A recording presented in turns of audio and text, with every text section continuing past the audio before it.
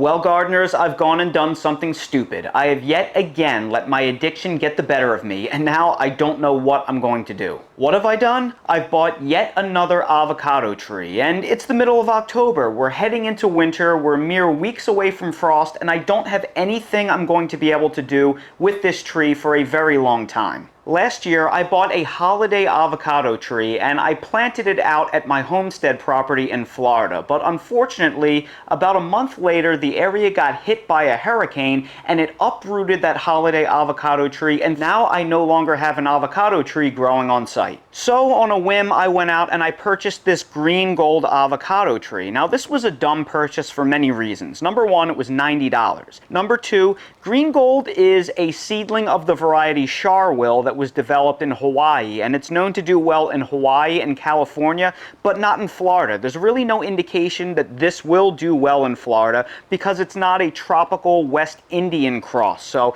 I may have wasted my money on this tree entirely. But the biggest problem is I now have to keep this in a pot indefinitely because I can't just plant this out on my property in Florida because number one, I'm not going down there anytime soon, but number two, we are entering in the dry season. So you can't just plant something on site because it's liable to not rain for a month or two straight in Florida during late fall, throughout winter, and into spring. So you really need to plant things unsupervised in the summer. So I'm going to at least have to keep this in a pot for 9 months, and I can't plant it out here in North Carolina because it's way too cold. This is not a very cold hardy variety. But all of these reasons are why I chose this green gold avocado. It's basically almost impossible to get unless you live in California, and it's rarely sold online. So I just like trialing new things. I want to be somebody that breaks the mold and grows something non-traditional in Florida. So I guess I'll up-pot it into a 5-gallon bucket with some standard potting mix from the big box store and some organic fertilizer, and